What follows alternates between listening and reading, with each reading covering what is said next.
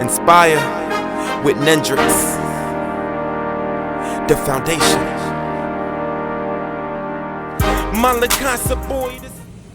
Hello, Embracing Arms community. This is Dr. Danielle Harrison with Your Best Life and another 5-minute quickie. So, over the past maybe 6 months or so, I had made a intentional commitment to myself to really start to think about the person that I want to spend my rest of my life with, right? I start thinking about the relationships, the person I'm looking for, the characteristics that I'm looking for. I start looking and writing down a list that I had that kind of was describing the ideal me, and started to peel away what was unrealistic, what was attainable, what was actually blocking me from finding that person. And so I decided that, if I were going to go on a date this year, starting January, that I would approach that opportunity full-hearted, like just open myself up to it, not put up a whole bunch of walls, not have a whole lot of unrealistic expectations. Because I have general expectations, right? I want someone that's educated. I want someone who can have a healthy conversation. I want someone who's going to be able to teach me and to support my goals, to make me laugh. I want someone who cares about themselves and take care of themselves, and open to change, and someone who have their own goals, that I can support, as well. Some basic things. And so I did. I walked into 2022 kind of open-minded and took some unrealistic things off of my checklist.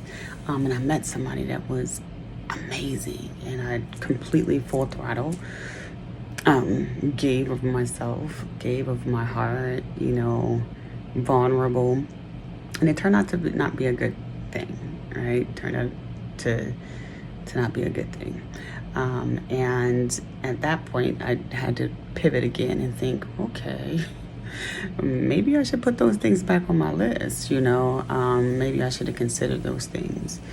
And I was pretty frustrated about it. And then actually, I'm about to put up another wall, and block myself from continuing to date, to meet people. And so I opened myself up again and went out on a date and met someone that amazing. Meet all of those check boxes. Didn't forget about chivalry, because that definitely isn't dead for this person. Great communication, take care of themselves, love their career, have an education,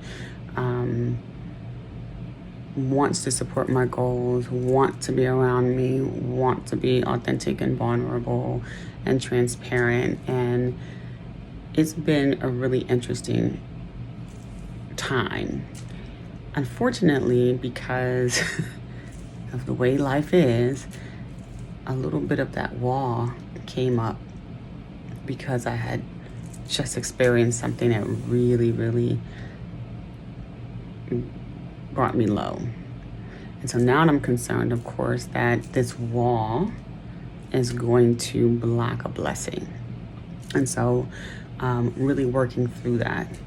So I come to you to say that it's okay to walk completely and fully into these opportunities to find the love of your life.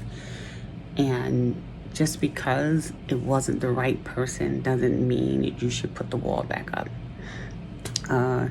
Sometimes that's just the way it is. Sometimes you have to have failure in order for you to even recognize when you find success, when success is in front of you.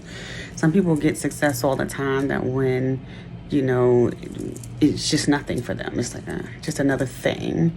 And so maybe the failure, this thing not working, was just a reminder to prepare me to recognize when the success is right in front of me.